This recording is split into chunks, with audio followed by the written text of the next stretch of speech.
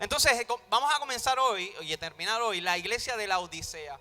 Y esta es la última de las iglesias en Asia que el Señor le envía una carta.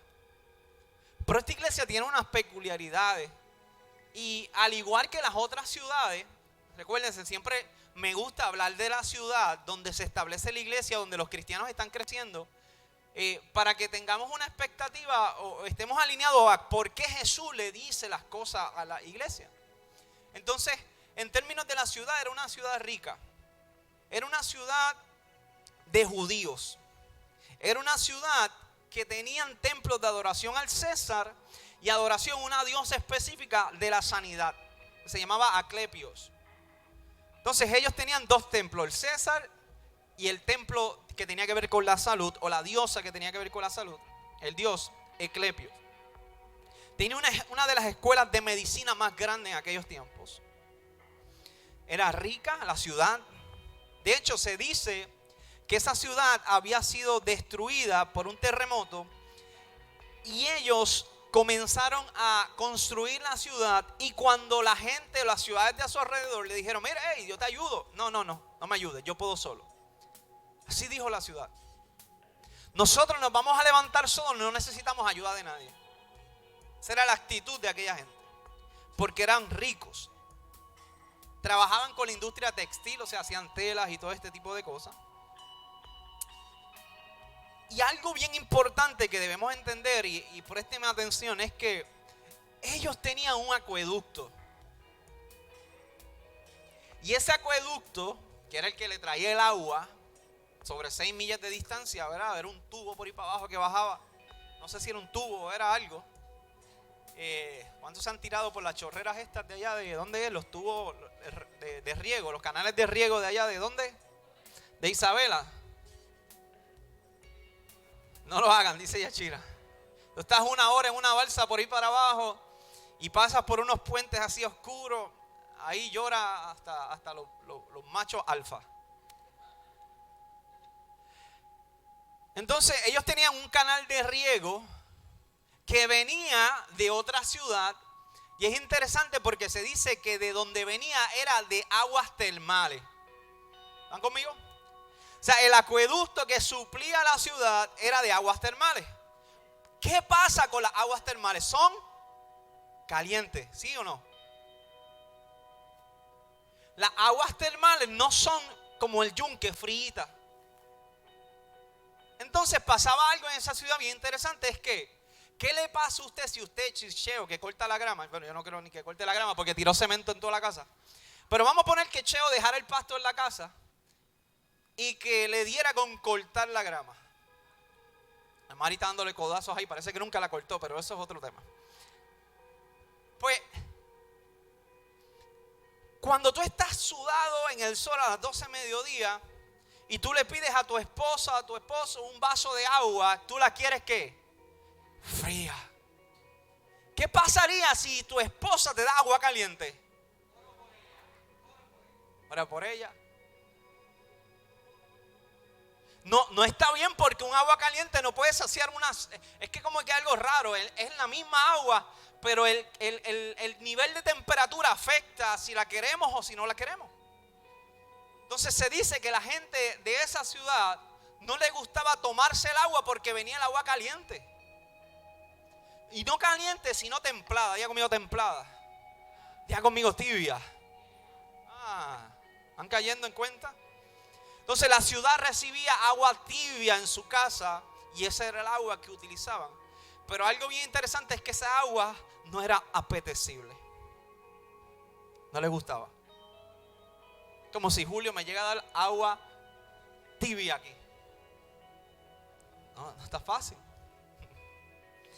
Entonces, ¿están alineados? Ok. Esta iglesia, el apóstol Pablo le escribe antes que Jesús le escribiera. No lo busquen, pero lo pueden anotar. Colosenses capítulo 2 habla algo de esta iglesia. Y el capítulo 4 también de Colosenses. Se lo voy a leer de modo de introducción. Dice, quiero que sepan cuánta angustia he sufrido por ustedes. Este es el apóstol Pablo. Y por la iglesia de la Odisea. Apóstol Pablo está diciendo a Colosenses: quiero que sepan cuánta angustia he sufrido por ustedes y por la iglesia de la Odisea. Dice, y por muchos otros creyentes que nunca me conocieron personalmente. Quiero que ellos cobren ánimo y estén bien unidos con las fuentes, lazos de amor, con los fuertes lazos de amor. Dice, quiero que tengan la plena confianza de que entiendan que el misterioso plan de Dios, que es Cristo mismo. En Él están escondidos todos los tesoros de la sabiduría y el conocimiento. Yo no sé si ustedes están dando cuenta aquí, pero cuando el apóstol Pablo le está hablando en esta carta a los Colosenses, una de las cosas que quiere establecer es la deidad de Cristo, es poner a Cristo como Dios. Porque los judíos veían a Cristo como un profeta, o sea, veían a Cristo para que lo entiendan, con un nivel más bajo. Y el apóstol Pablo está comparando y está diciendo, no, Cristo es Dios mismo.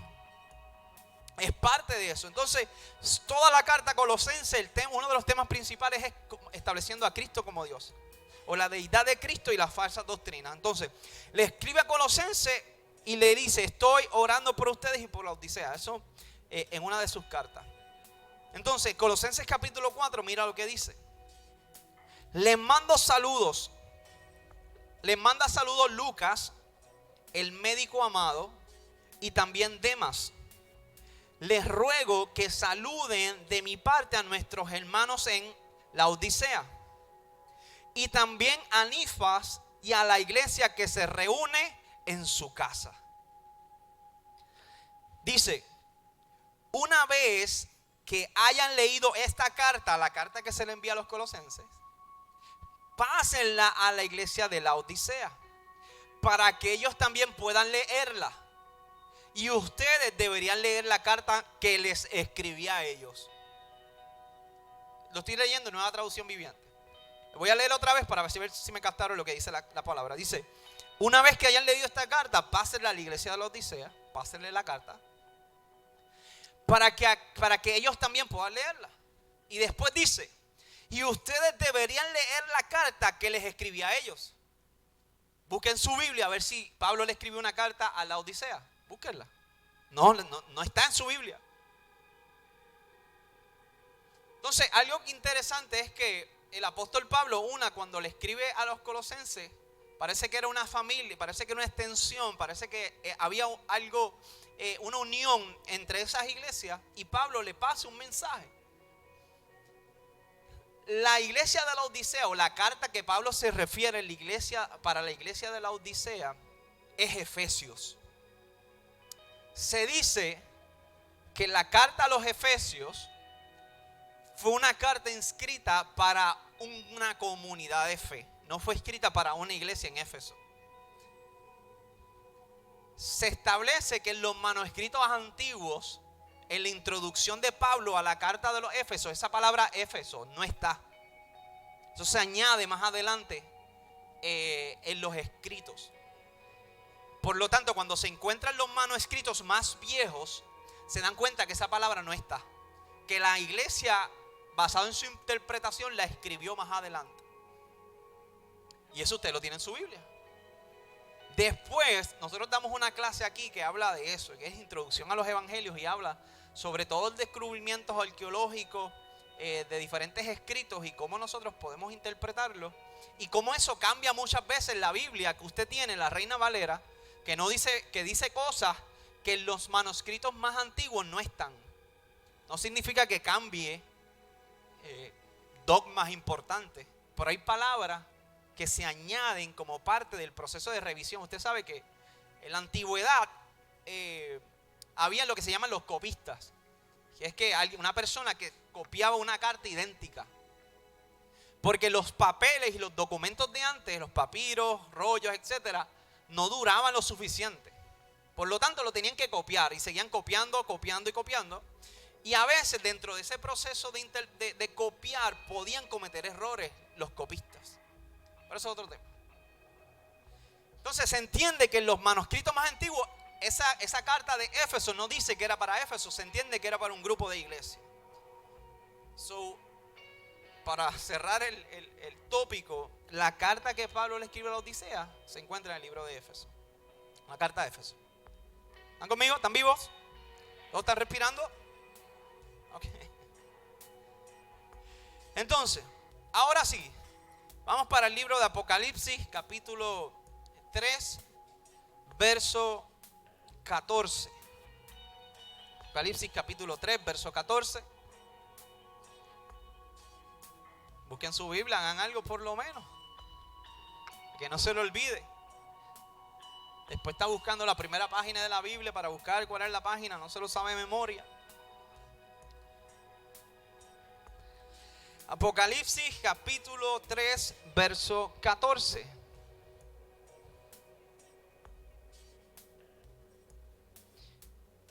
¿Estamos ready?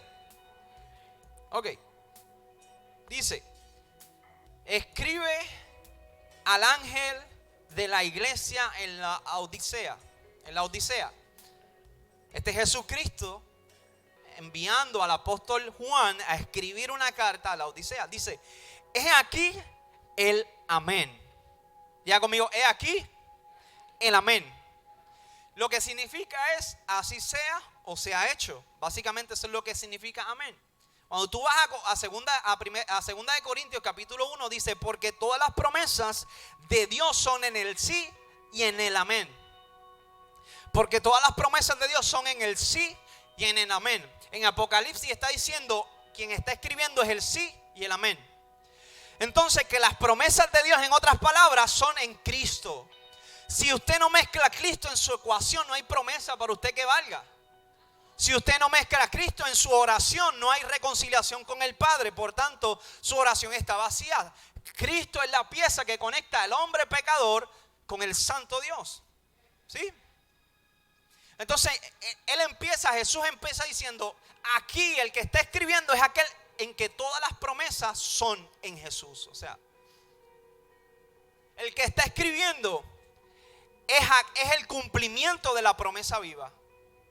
Porque las promesas, la palabra, se cumplen en Jesús.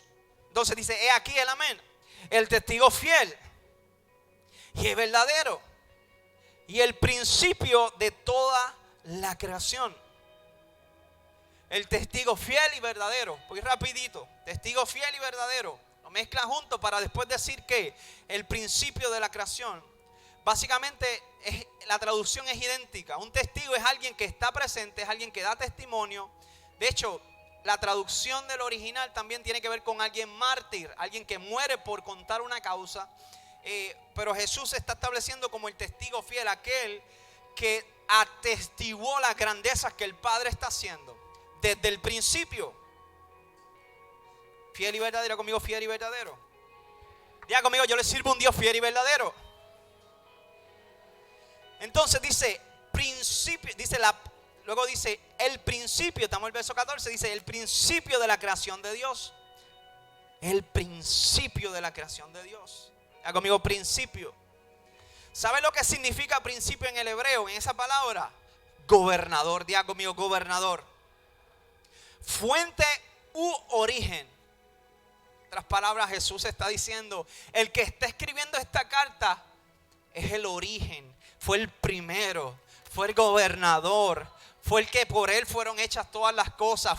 El Juan dice que él era el verbo, la acción. Ese es el Dios que le está escribiendo a la iglesia. Ese es el Jesús que nosotros servimos desde el principio. ¿Están conmigo? Dice: yo conozco tus obras. Vuelve Jesús a recalcar las obras. Diga conmigo: obras. A todas las iglesias le dicen: yo conozco tus obras. A ti te está diciendo hoy: yo conozco lo que tú haces. La palabra obra tiene que ver con una acción, tiene que ver con un comportamiento, con algo que tú estás haciendo. Entonces le está diciendo a la iglesia de la Odisea: mira, papá, tú no te crees que yo no te estoy viendo.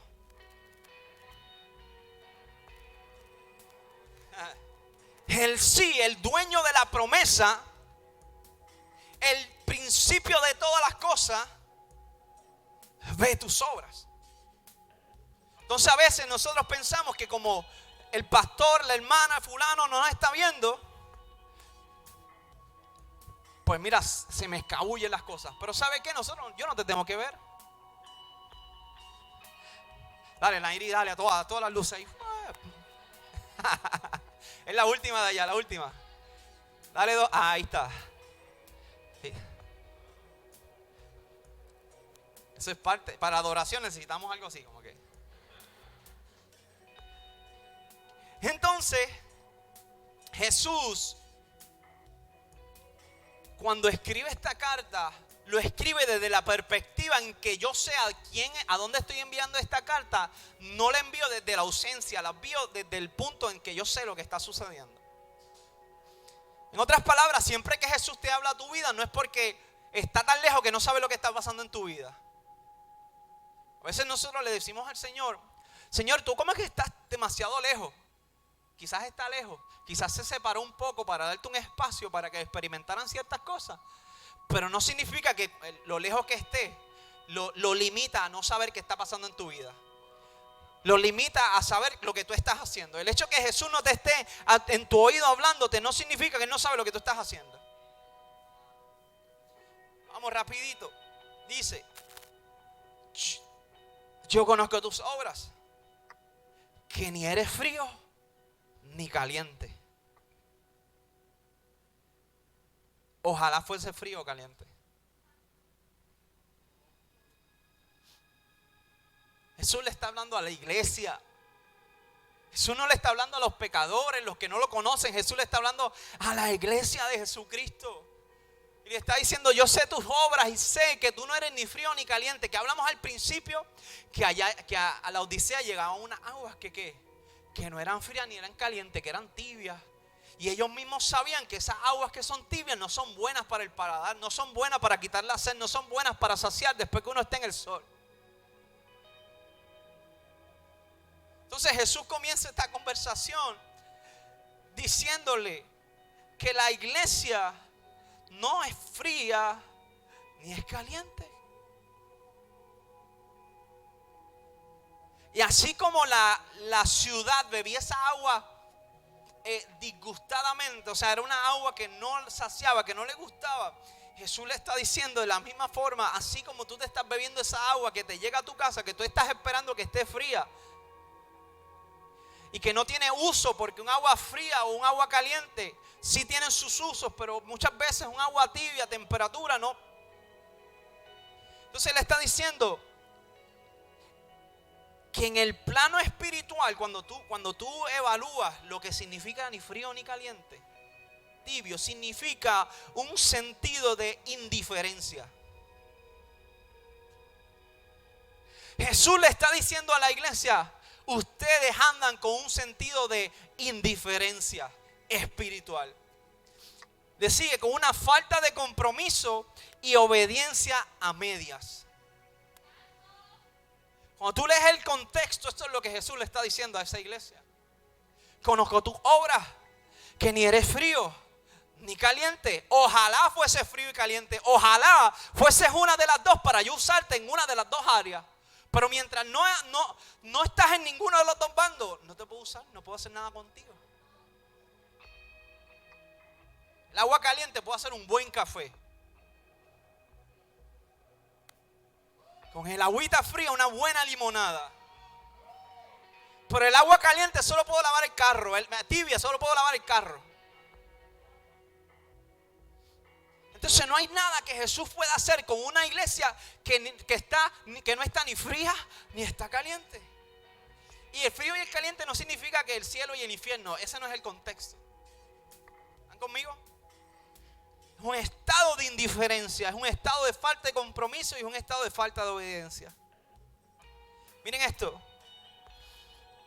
Es muy caliente para ser fría y es muy fría para ser caliente. Ninguna funciona, no tiene uso. Es una iglesia vacía. Diga conmigo, vacía. Iglesia vacía. En otras palabras, es una iglesia que se está reuniendo, pero es una iglesia donde no está el Espíritu Santo. La Odisea es una iglesia que cantan, adoran, pero no se mueve nada, porque la presencia no está. Entonces usted ¿Cómo usted sentiría si el Señor le escribe o nos escribiera a nosotros y nos dijera, tu iglesia es una iglesia tibia?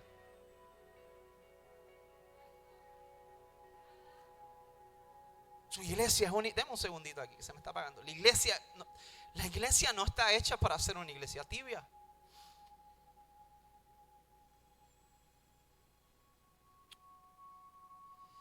Espíritu Santo, gracias. Miren esto. Fuentes indican que muchas de las cosas que pueden haber ocurrido en esa iglesia era una iglesia que estaba con prácticas del cristianismo, pero también con prácticas paganas dentro de la iglesia. Para que tú lo tengas hoy en mente, es como estar en la iglesia y estar en el mundo. Para que lo tengas bien claro, es tú querer venir a adorar y entonces sales de aquí y es otra cosa, estás en el mundo. O querer traer las cosas del mundo para la iglesia. Y las dos cosas no mezclan. O estás en el mundo o estás en la iglesia. O eres hijo de perdición o eres hijo de bendición. O eres bendecido o eres maldecido. Tal cosa como entre medio no existe. O decidimos por Cristo o decidimos por el mundo. Iglesia, escuche. Yo desde que me convertí le dije al Señor que yo iba a dedicar mi vida para Él. Y no ha sido fácil. Las tentaciones han venido. Los panas con malas intenciones han venido. La gente que quiere influenciar mi vida ha venido. El enemigo ha querido hacer cosas en mi vida. Pero yo tomo una decisión. Nadie daba nada por nosotros. Y Cristo hizo una obra. Por eso yo lo sigo. Y hoy yo me he dado cuenta, iglesia, que la falta de lealtad es una de las cosas más grandes que hay en este nuevo normal, como uno dice. Siglo XXI, falta de lealtad. Cuando tú ves las películas de los tiempos antiguos, de los reyes, de los soldados, de toda esta dinámica, había lealtad. Y los soldados decían, yo me arrodillo delante de mi rey y juro lealtad. No importa que me maten, no importa que hagan lo que sean conmigo, yo juré lealtad a mi rey. Pero esa lealtad no está alineada a la lealtad de los cristianos. Porque muchas veces los cristianos decimos, sí, Señor, yo te acepto como único y verdadero Salvador y te adoro cuando pueda. Y obedezco a medias, que esa era la iglesia. No era caliente ni era fría, es una obediencia a medias. Y eso no es lo que el Señor quiere para la iglesia. Quiere que nos metamos completamente en lo que Él quiere hacer con cada uno de nosotros. Quiere que seamos creyentes verdaderos, no creyentes mundanos, no esa mezcla rara. Cuando las razas se mezclan, se dañan. Siempre pasa eso. Nosotros no podemos andar mezclados en el mundo y en la iglesia. Escuchando música cristiana y música secular. Haciendo las cosas de Cristo, de la iglesia, viniendo aquí y luego en la calle. No se me ofenda, iglesia. La calle, el mundo no puede entrar a la iglesia. No. Jesucristo pagó un precio por ti para que el enemigo te esté tentando en irte a la calle. Jesucristo murió a precio de sangre para ganar tu salvación. Y entonces tú de momento estás diciendo, no me importa, Jesús. Oh. Escuché una vez un predicador que dijo, cada vez que tú pecas, tú estás pisando la sangre de Cristo, echándolo a un lado como... Y eso no es lo que Cristo quiere. Esta iglesia... Jesús le escribe una de las cartas más contundentes a la iglesia. El mensaje más contundente yo creo que fue para esta iglesia. ¿Y qué era una iglesia que estaba mezclando las dos cosas?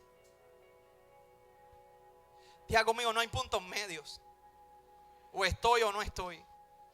O soy o no soy.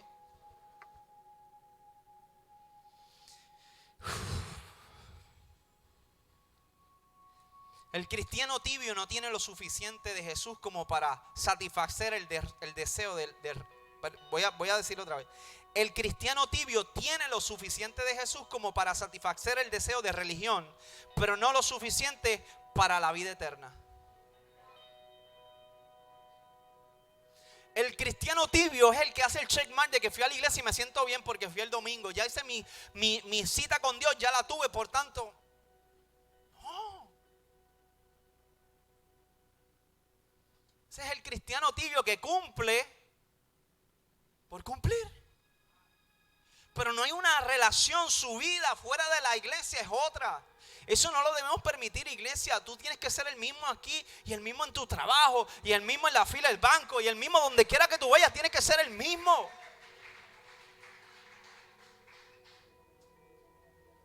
Y no es que vayas con religiosidad fuera, con la Biblia debajo del brazo. Usted de desodorante si la va a tener ahí por lo menos. Afecta la palabra de Dios. No, la Biblia la tenemos que tener en el corazón. La palabra de Dios, la ley de Dios tiene que estar en nuestros corazones, donde quiera que vayamos. Antes la religiosidad era ropa, era dogmas específicas y eso. Si tú hacías esto, 1 más 1 es 2, ya eres santo. No. Yo puse un video de la iglesia los otros días y una persona cristiana nos dijo: están muy lejos de ser iglesia. Porque puse un video de la adoración aquí. Están muy lejos de ser iglesia. ¿Sabes? Eso porque a mí no me molesta tanto que un ateo, etcétera, me escriba algo de mi Dios. Pero que un cristiano venga a juzgar y a decir que estamos muy lejos de ser iglesia. A los ateos le contesto, pero a los cristianos, como somos panas, somos del mismo bando, no le contesto y lo dejo ahí. Pero me incomodó. ¿Cómo que estamos lejos de ser iglesia? ¿Qué tú sabes por un video de adoración si somos iglesia o no somos iglesia? La iglesia ya eso de partes externas para tú establecer si eres santo o no es santo, ya eso se acabó. Ahora, somos prudentes.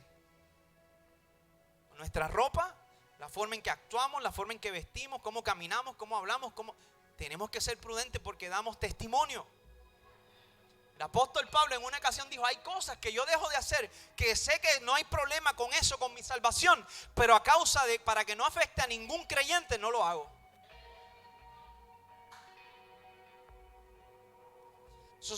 Porque ahora estábamos hablando la pastora y yo. Ahora los temas es: no hago esto porque eso no tiene que ver con la salvación, yo lo puedo hacer. Yo hago esto porque pues eso no es nada, eso no tiene que ver con mi salvación. ¿Sabes qué? La salvación tiene que ver con un cambio de conducta. La salvación tiene que ver con un nuevo nacimiento. La salvación tiene que ver con una vida en dedicación.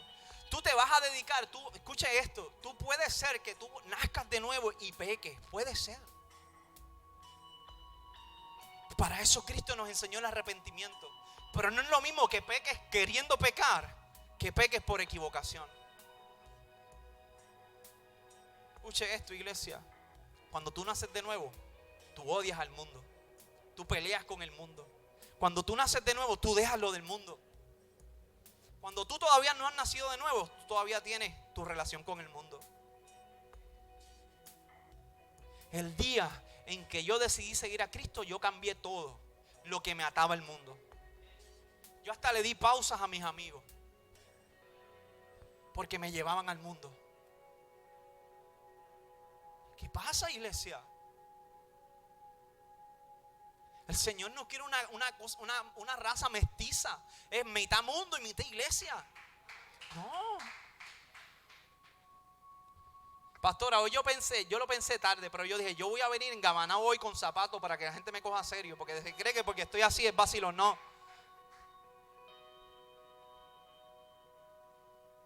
Eso tiene que ver con la psicología. Escuche esto, iglesia. No nos podemos mezclar con el mundo. No podemos ser amistad con el mundo. No podemos decir soy cristiano y soy del mundo. Eso no existe, esa raza no existe. Por eso el Señor dice aquí que tienes que ser una de las dos cosas: o te vas para el mundo o eres creyente. Pero no hay tal cosa como un creyente mundano, no, eso no puede existir. Jesucristo, cuando estaba buscando a sus discípulos, dijo lo siguiente, dijo: ay de aquel que ponga su mano en el arado y vuelva y mira atrás. En otras palabras, hay de aquel que empiece a trabajar para mí y de momento tenga su amistad con el mundo y le importe lo que dejó atrás. Cuando Jesús buscó a sus discípulos, Jesús fue bien radical. Jesús le dijo: síganme a mí. No, es que tengo que enterrar a mi papá. Dejan que los muertos entierren a los muertos. No era que su papá se había muerto, era que el discípulo querido decía: no, espera a que mi papá se muera, se vaya con quien sea, ¿verdad? En aquel tiempo ellos tenían varios pensamientos en cuanto a eso. Y después entonces yo voy a servirte. En otras palabras, podían pasar 15 años y el tipo todavía estaba en la casa esperando un llamado de Jesús. Y así hay 2 o 3 en la iglesia. Yo te dije que este no era para chiste. Escuche esto. Hay llamados de Dios que tú le dijiste y nosotros le hemos dicho al Señor: espera que yo complete mi carrera, espera que yo complete todas estas cosas, espera que todo me vaya bien para aceptar el llamado. No. Jesús, cuando buscó a sus discípulos, les dijo: es ahora, el llamado es ahora, papá. Y eres tú y es ahora, vente. No espere que me despida. No te vas a despedir, vámonos. No hay fiesta que valga. Yo te necesito ahora. Entonces, cuando Jesús nos hace el llamado a nosotros, muchas veces queremos: ay, hey Jesús, deja que complete la serie de Netflix, que está buena, entonces empiezo el proyecto.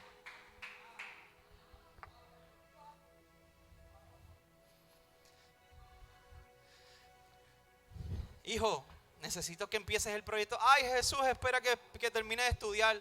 Ay, ¿por qué año va? Ay, estoy empezando, empecé, llevo 2 meses. ¿Y qué vas a hacer con el llamado?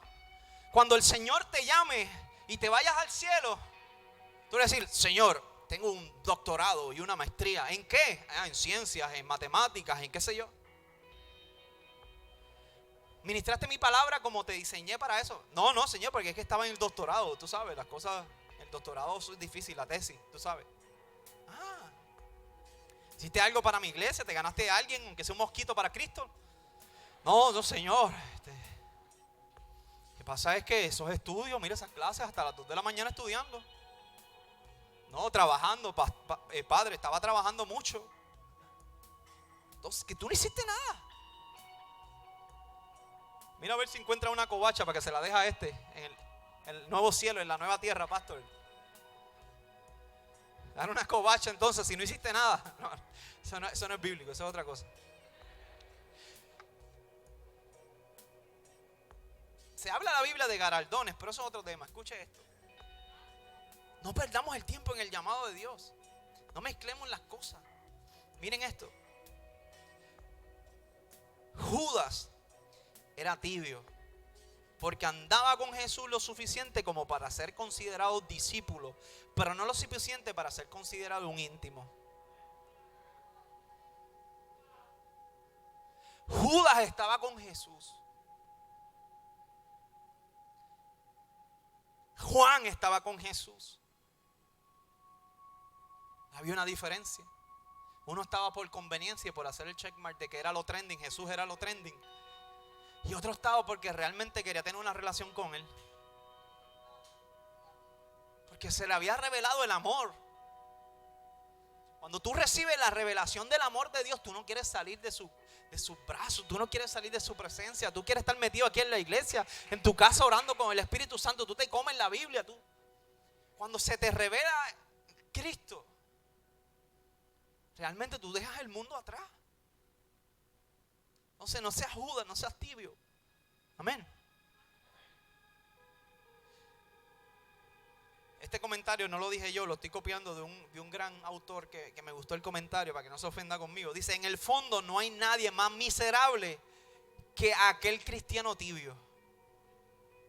Tienen lo suficiente del mundo como para poder ser felices en Jesús, pero mucho de Jesús como para poder ser felices en el mundo.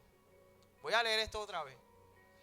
Tienen lo suficiente del mundo como para ser felices en Jesús, pero tienen mucho de Jesús para poder ser felices en el mundo. O sea, la mejor de las dos cosas. Sirvo a Cristo porque entiendo que hay un llamado, hay una verdad, pero también sigo en el mundo. No hay mezclas, iglesia, no debemos hacer mezclas. Debemos estar en Cristo. ¿Alguien puede levantar su mano y decir, yo estoy en Cristo? Yo estoy en Cristo. O sea, la expectativa de Dios es que cuando tú te entregues y yo me entregue a Él, no vuelva atrás. No me mezcle, no haga más nada. Simplemente me centre en su presencia y quiera hacer las cosas de Él. Todos aquí han tenido, yo hago una historia del carro, la voy a cambiar para la casa, para que no me digan, a ver, el pastor sigue repitiendo lo mismo. Cuando usted se compra su primera casa, usted la quiere tener inmaculada, Juanchi. Cuando usted se compra su casa, usted le quiere meter todo nuevo, usted quiere invertir, usted la cuida, la limpia, usted ve una pajita allí, usted la coge. Al pasarle el tiempo, esa dinámica de su obsesión con su casa nueva, como que va bajando. Y de momento ya tiene una gaveta de los regueros, como yo digo.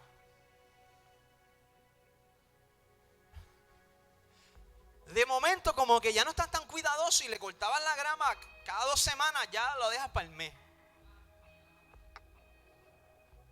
De momento la pintura estaba, mira, si había una manchita la pintaba, si el nene te escribía en las paredes como hacía Ezequiel, tú lo pintabas rápido. Pero llega un punto donde tú te acostumbras a que ya eso es parte de ti.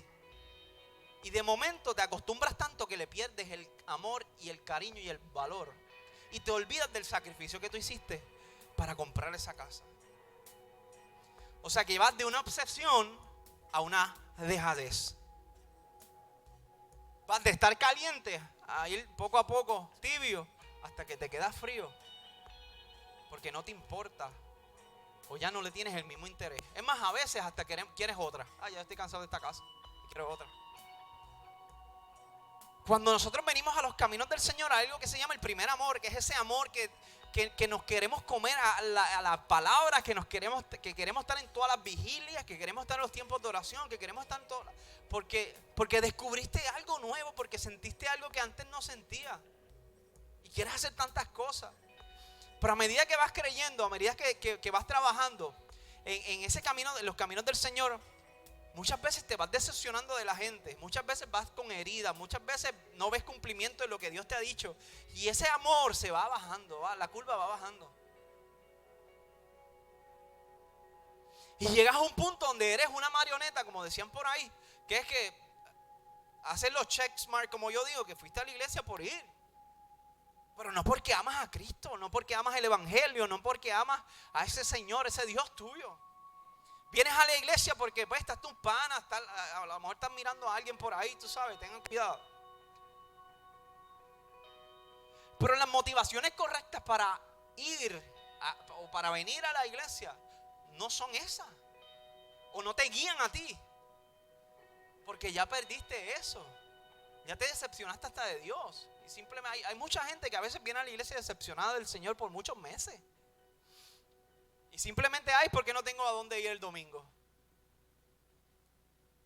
Y eso no es lo que Jesucristo quiere. Él quiere que ese amor esté latente todo el tiempo. Ese primer amor, ese enchule. Ya conmigo, enchule. ¿Hay alguien que se ha enchulado aquí?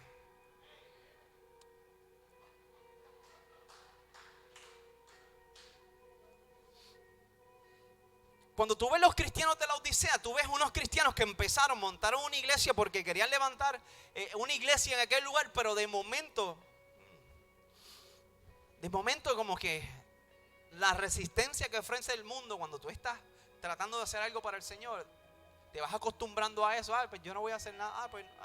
Mira, eso no es nada malo. Mira eso, mira aquello, mira. Y de momento la iglesia comienza a traer prácticas a la iglesia del paganismo. De momento la iglesia está aquí en el servicio, pero de momento se va al templo allá a adorar a otro Dios. Porque había un party y había espuma y toda la cosa y nos fuimos para el party. Entonces, iglesia, yo pasé por todo eso. Nosotros pasamos por todo eso.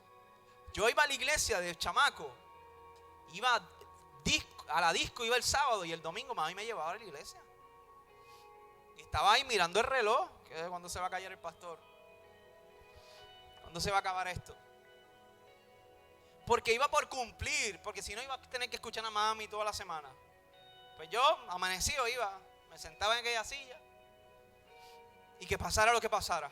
Pero no tenía un amor por el Señor, no había sido encontrado por Él, Él no se me había revelado de la manera que es ahora.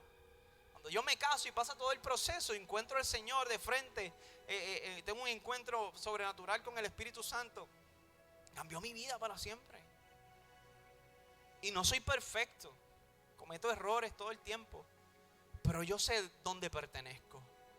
Yo sé al Señor que yo le sirvo.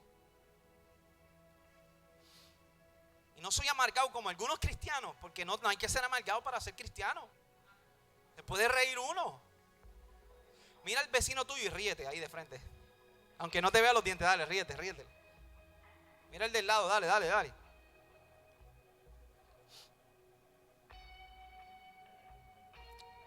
Dice lo siguiente, el verso 16, voy rapidito, dice, pero por cuanto eres tibio y no frío ni caliente, te vomitaré de mi boca.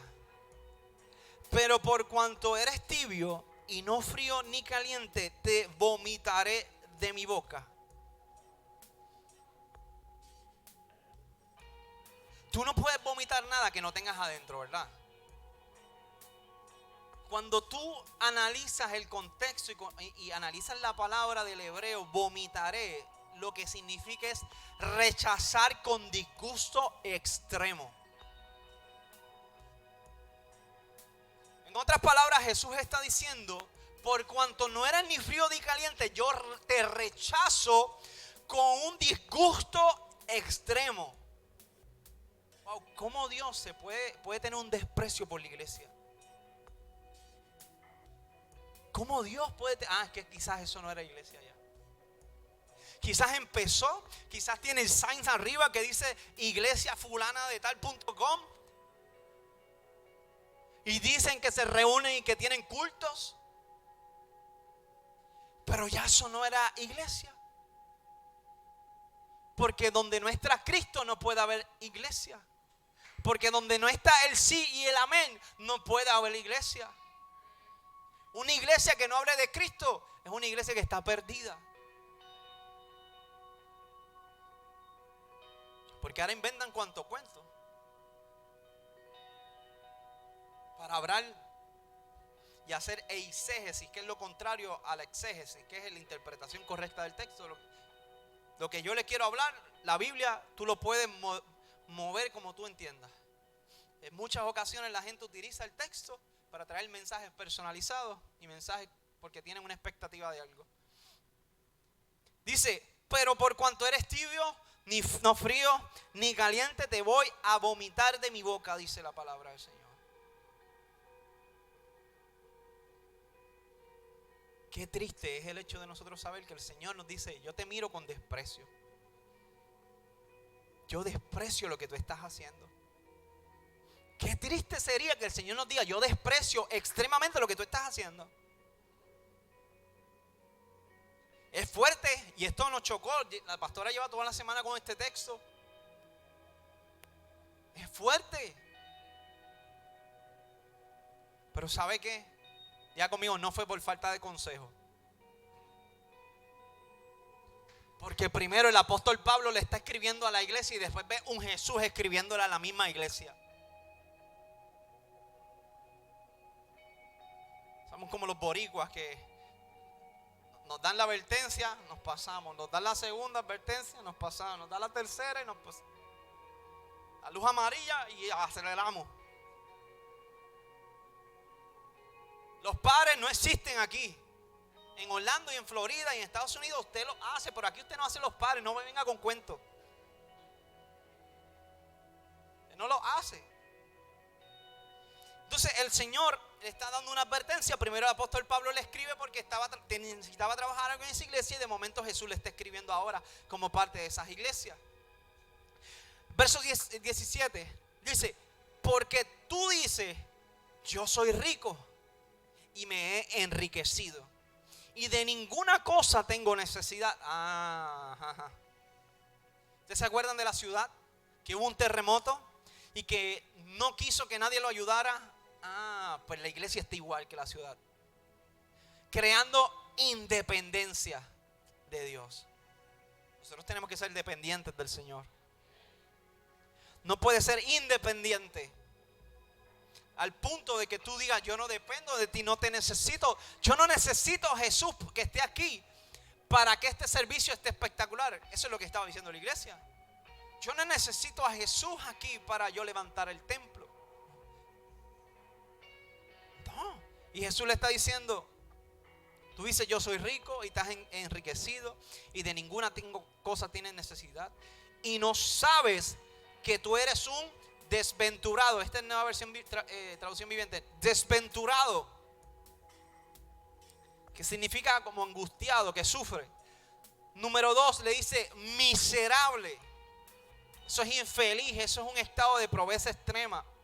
Le dice eres pobre, ciego. Y esa palabra ciego era como si tú estuvieses en un lugar y de momento hubiese un humo. Y ese humo te empieza a nublar la vista, que no ves para el frente. Dice ciego, desnudo. Wow. No sabes que tú eres. Esa palabra es bien interesante porque le dice, tú no sabes que tú eres esto. Tú te crees que tú eres rico. Tú te crees que tú estás haciendo bien. Tú te crees que tú tienes el sartén agarrado por el mango.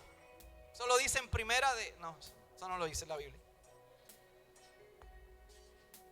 Después le dice, tú no sabes lo que tú eres, le está diciendo Jesús. Y qué triste que el Señor le diga eso a la iglesia. Yo me gozaba cuando el Señor en el Antiguo Testamento le hablaba a los diferentes enemigos de los israelitas. Y les decía, vas a hacer esto, va a pasar esto, voy a levantar a mi pueblo, tú eres maldito. Y yo, eso es, Señor, levanta a tu pueblo, vamos. Pero cuando el Señor le escribe esto a su iglesia, eso es para echarse a llorar. Yo no me quiero imaginar el pastor que cogió esa carta y empezó a leerla.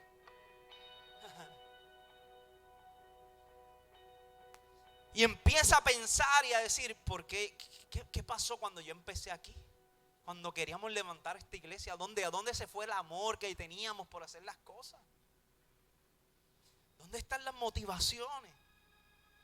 Y dice lo siguiente: desventurado, miserable, pobre, ciego y desnudo. Desnudo es descubierto. Yo no estoy ahí, tú estás en el pecado extremo, exhibiéndote al mundo. Verso 18 dice, por tanto te aconsejo. En otras palabras, el Señor siempre que habla y nos muestra el estado, no es para dejarnos igual. No es para condenarnos y decirnos, por esto y por esto, muérete. No. El Señor siempre te trae un mensaje de confrontación porque no te quiere dejar igual. El Señor siempre te trae a la iglesia con tus problemas y tus rollos, como nos trajo a nosotros.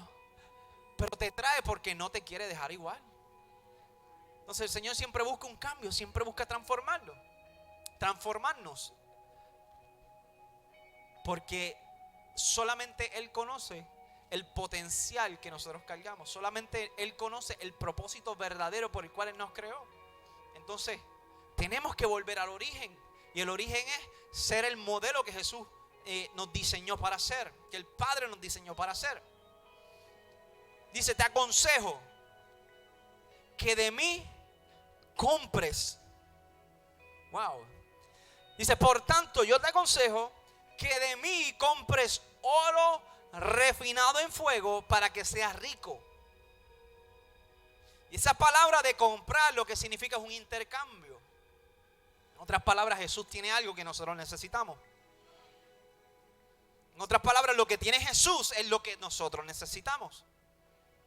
¿Cuántos necesitan algo de Jesús? Dice, yo te aconsejo que de mí compres oro para que seas rico.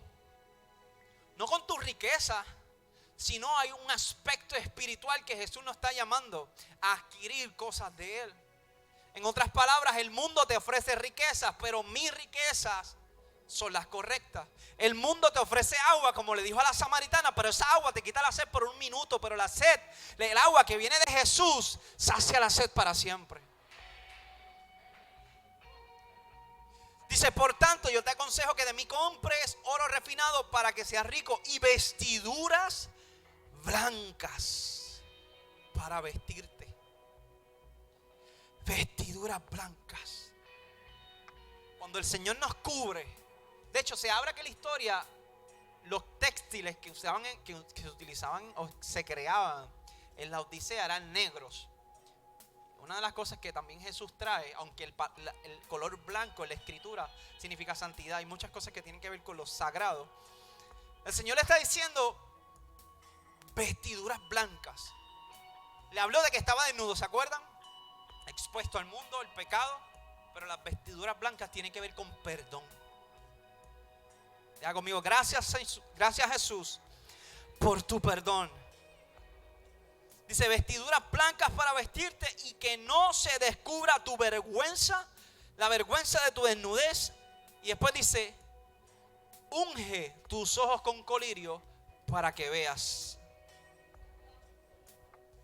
En ese lugar también utilizaban un ungüento para los ojos. Y Jesús le está diciendo, el colirio básicamente es un ungüento, es una crema que te pones en los ojos para que veas bien. Tipifica el hecho de que Jesús quiere que los cristianos, nosotros vivamos una vida espiritual con perdón de pecado y una vida en santidad, que podamos ver la verdad de Dios, que podamos ver correctamente lo que el Señor quiere hacer en nuestra vida. Entonces, ponte tu mano en tus ojos, póntela. Dile, Señor, pídele, Señor, dame una visión correcta de mí mismo y de lo que tú quieres hacer conmigo. Déjame ver tus planes, tu voluntad. Déjame ver lo que tú quieres hacer. Abre mis ojos para ver el pecado y correr de él. Abre mis ojos para que pueda caminar por el camino que tú dijiste que caminara. Abre mis ojos para que pueda ver si estoy tibio o soy caliente o soy frío.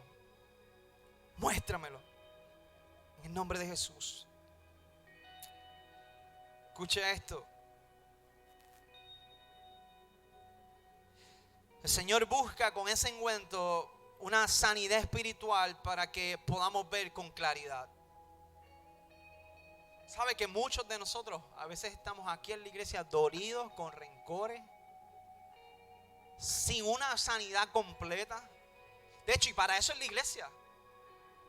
Venimos todos hechos cantos y el Señor hace algo con nosotros.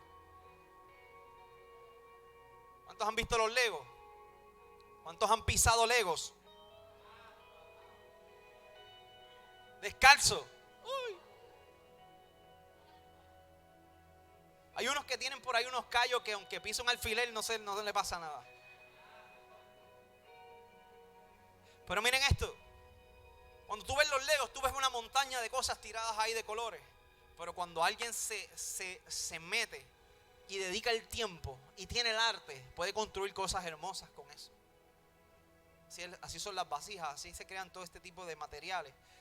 Gente que necesita darle, que le da empeño y esfuerzo. Así es el Señor con nosotros. Nosotros somos tan difíciles. Somos como una montaña de legos tirada. Y el Señor viene. Eso es mi versión de lo que es el alfarero y toda la cosa. Sabe que todo el mundo piensa en vasijas, yo pienso en Lego. Ese es mi nivel de mental, ese es mi nivel de revelación y de código.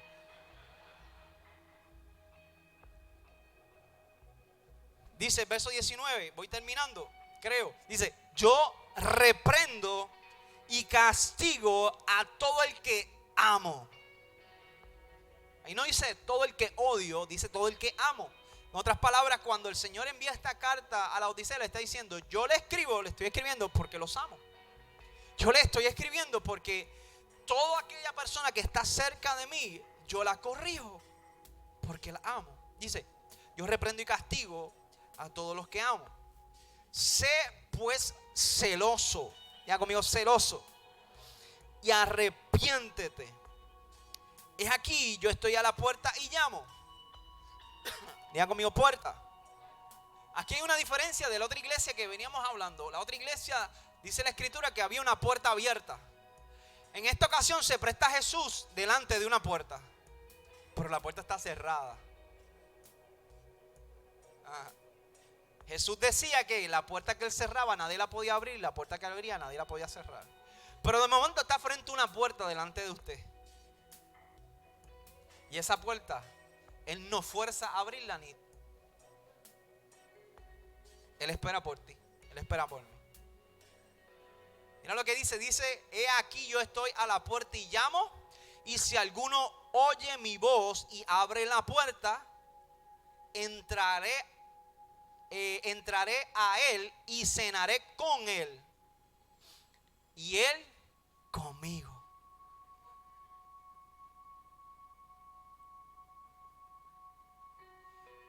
¿A alguno de ustedes le ha pasado que de momento llega un vecino inusualmente a su casa? Y usted empieza a correr, a recoger las cosas, a tirar cosas debajo de la cama, todas esas cosas. Pero eso es otro tema, eso es otra predicación. Pero usted mira a Jesús, como nos ha pasado a nosotros. Muchas veces Jesús se presenta inesperadamente. Entonces muestra una escena de Jesús delante de una puerta. Y es la puerta de su corazón, es la puerta de su vida. Y dice la escritura que si alguno, Jesús está delante de la puerta, oye mi voz, es porque Jesús está hablando. Si Jesús no estuviese hablando, usted no va a escuchar nada. Entraré a él, dice la escritura en la versión nueva, traducción viviente, dice, entraré a él y cenaré con él y él conmigo.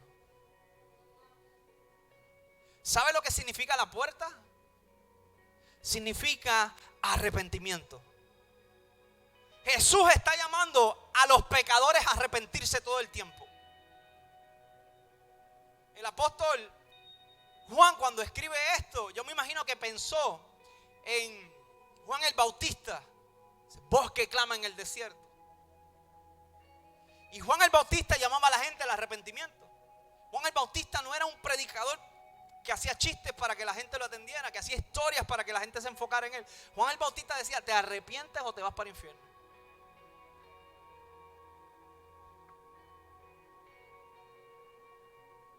Y hoy nosotros tenemos que bajar con palabras blanditas para que la gente pueda aceptar a Cristo. Pero ese tipo de predicador no está hoy. Y si está, le decimos, es un rajatabla. Jesús está en una puerta esperando que alguien le abra, porque Él quiere entrar y a cenar. ¿Y sabe qué? La palabra cenar en el hebreo, en ese hebreo, lo que significa es el plato principal del día. No es yo quiero entrar a tomarme un cafecito. Yo quiero entrar a comerme una donita contigo o una meriendita. No. Yo quiero entrar a tomar el plato principal del día. En otras palabras, hasta el tiempo contigo.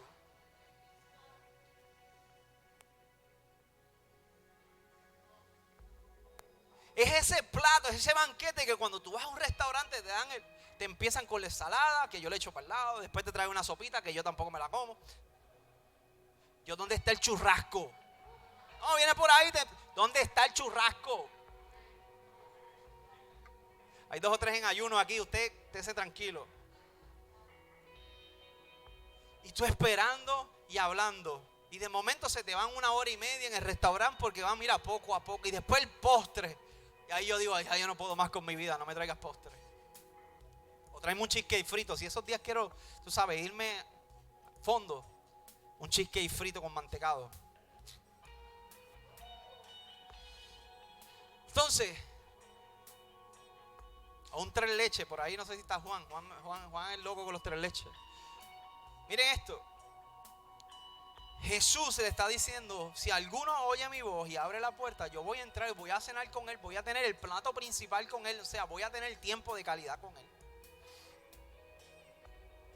Pero queda de nosotros en arrepentirnos y abrir esa puerta. A veces que nosotros no queremos arrepentirnos, no queremos perdonar, no queremos soltar, tenemos esa puerta cerrada. Y Dios y Jesús nunca van a empujar esa puerta porque eso te corresponde a ti. El Dios que abre puertas y nadie las puede cerrar y cierra puertas y nadie las puede abrir. Ese es el mismo Dios que te da la oportunidad a ti a que tú decidas por lo que quieras hacer con tu vida. Él se presenta y te dice, hijo, aquí estoy. ¿Sabes que tienes que perdonar? Y tú con la puerta cerrada. ¿Sabes que tienes que perdonar? Y si es como esos vecinos tuyos que son buena gente, se va por la ventana del lado. Mira, Cuca,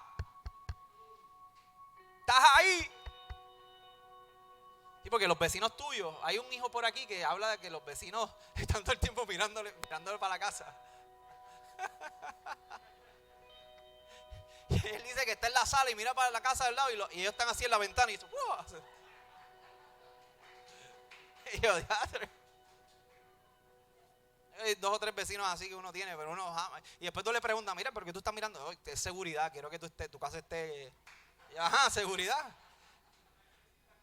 No necesita cámara de seguridad, tiene a tus vecinos mirándote para la casa todo el tiempo. Entonces Jesús se queda quieto y dice, hijo, es tiempo de que perdones, es tiempo de que sueltes, es tiempo de que escuches mi voz y que hagas algo con eso. Y tú, no escucho a nadie, porque tiene el Netflix a todo volumen. Escucha. Y la puerta se queda cerrada muchas veces y el Señor le está diciendo a esta iglesia, tienen tiempo de arrepentirse, tienen tiempo de cambiar, de ser una iglesia tibia a estar ordenada como yo estoy buscando, tienen tiempo de sacar las cosas del mundo de la iglesia, tienen tiempo de restaurarse, tienen tiempo de enfocarse en mi presencia y dejar las prácticas. Eso es lo que el Espíritu Santo quiere en la iglesia, que seamos literalmente, si estamos en Cristo, es en Cristo y no es en más nadie.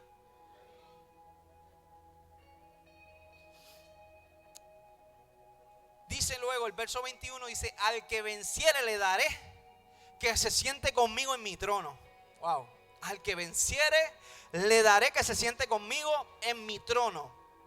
Así como yo he vencido y me he sentado con mi Padre en su trono.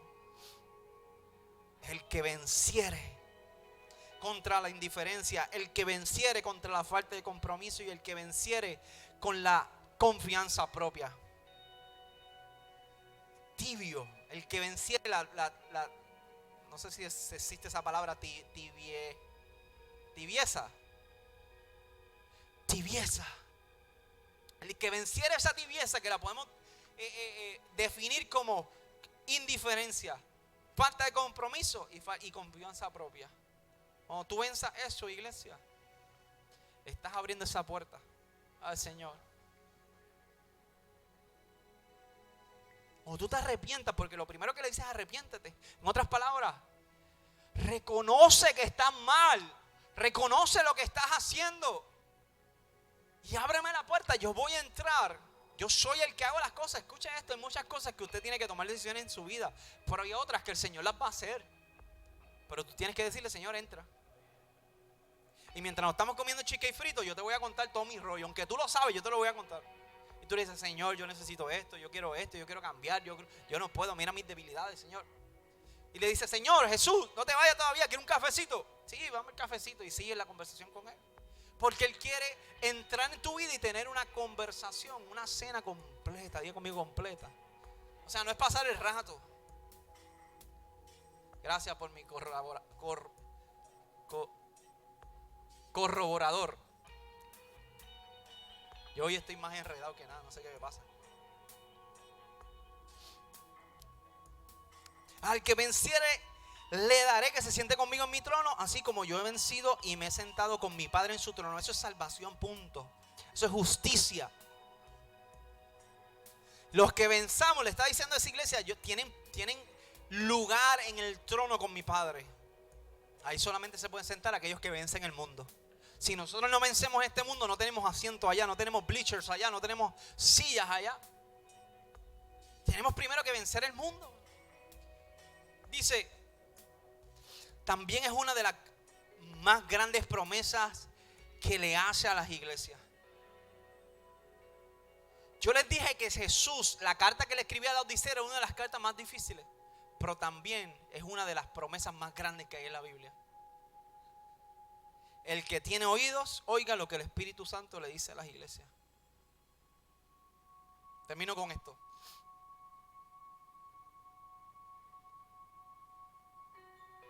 El Señor me mostraba lo siguiente. De hecho, el Señor le ha estado hablando a mucha gente aquí, de los líderes, y han confirmado una palabra tras de otra. Nosotros queremos crear una iglesia de Cristo. Una iglesia de Cristo. Una novia correcta. Nosotros queremos que sea una iglesia, aunque cometamos errores, pero sea apasionada por Cristo y no por el mundo. Y mientras orábamos, el Señor me trajo Ezequiel capítulo 37. Mi hijo John habló los otros días de eso. Y Ezequiel 37 muestra algo interesante. Muestra un valle de huesos secos. No tengo tiempo para explicarle la historia, pero le adelanto que Ezequiel capítulo 37 no es una historia real. Es una visión. Léala con calma. En el primer versículo dice: y fui llevado en el espíritu. Y ahí habla un valle. Y en el valle habían huesos por todos lados. Cuando alguien te lleva en el espíritu, Juan dice lo mismo. Y no es que va físicamente flotando, es que tiene una visión de lo que está pasando. Y si fui llevado a este valle y veía huesos por todos lados. Y mientras orábamos, yo veía la iglesia así, en huesos.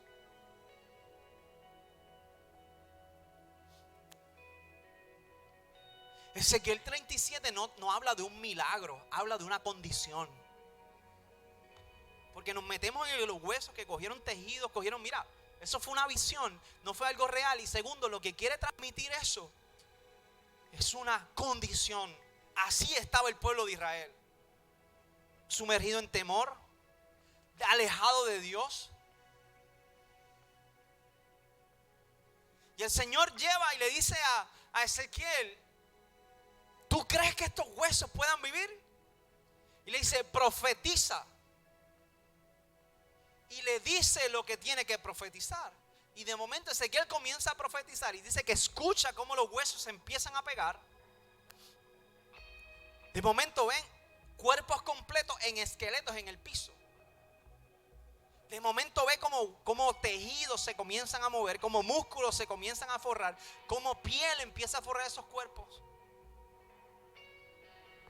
En otras palabras, la palabra del Señor profética, la palabra del Señor es la que va a hacer que nosotros nos levantemos del suelo, del estado en que estemos. No es el mundo, es la palabra profética del Señor la que va a levantar nuestro cuerpo del lugar donde nos encontramos. Porque nos mostraba, estamos tan dañados, nuestro corazón muchas veces está dañado, que estamos como en un valle tirados ahí muriéndonos. Nos sentimos menos. Estamos con 20 luchas. No hemos perdonado a mucha gente. El mismo infierno nos está tentando en muchas áreas de nuestra vida. Y a veces miramos y decimos: Señor, yo no voy a salir de esto. Y nos acostumbramos a ese lugar. Nos acostumbramos a que nuestros huesos estén tirados por todos lados. Pero hoy llegó el día, iglesia. Yo no soy el profeta Ezequiel, pero nosotros vinimos a las 7 de la mañana aquí, algunos, por nombre y apellido, a orar por ustedes.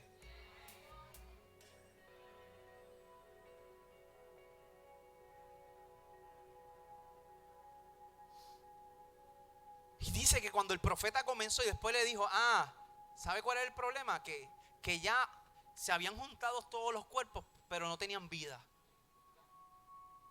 Y le dice: profetiza que los vientos vienen. Y léase Ezequiel capítulo 37 y de momento dice que aliento entró en ellos y se levantó. el pueblo. Termina esa historia y dice, ese es el pueblo de Israel. Cuando él dice eso, tú te das cuenta que si atas las dos cosas, la entrada y la salida, es una visión. Y el contexto de ese texto es que había una condición donde el pueblo se estaba viendo que no era suficiente.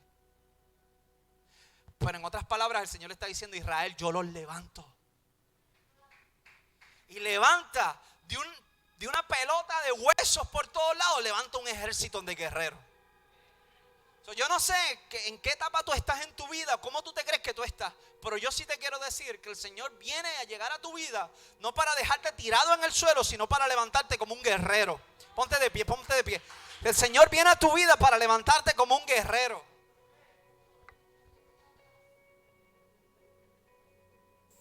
Así que no te creas que porque tienes miedo, que porque eres insuficiente, no te creas que porque quizás te ven menos que otros, Dios no puede hacer nada contigo.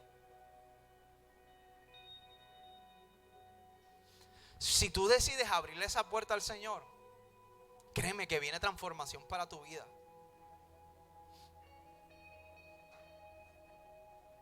Yo quiero orar por esto antes de continuar, si los músicos vienen, los adoradores.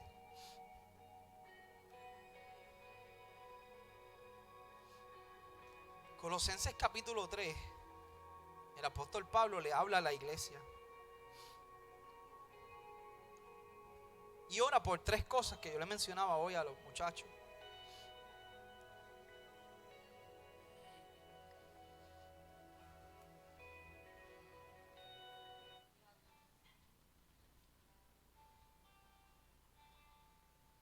Por aquí, vamos a ver, déjame buscarlo en la Biblia.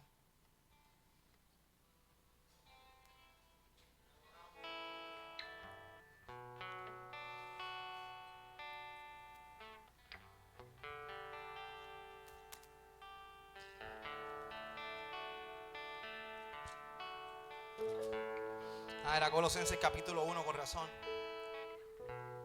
Dice el apóstol Pablo dice, yo oro. Y oren ustedes para que Dios le dé pleno conocimiento de su voluntad, que les conceda sabiduría y comprensión espiritual. La iglesia tiene que tener esas tres características.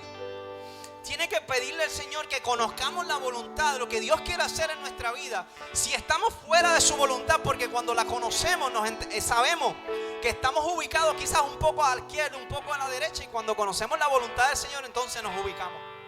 La voluntad del Señor trae ubicación. Diga conmigo, ubicación. Dice que le conceda sabiduría. De nada nos sirve que el Señor nos muestre, de nada nos sirve que el Señor nos revele la voluntad si no sabemos qué hacer con ella. La sabiduría coge el conocimiento y lo utiliza correctamente. Y luego dice comprensión espiritual. Eso es discernimiento. Nuestro Dios es un Dios que es espíritu. Por tanto, no los códigos de reino, como dicen por ahí. Tenemos que dirigirnos o discernirnos por nuestro espíritu. No por cómo se ve o qué tú piensas, o qué haría la gente o qué no, sino que el Espíritu quiere ministrar y cómo yo discierno eso.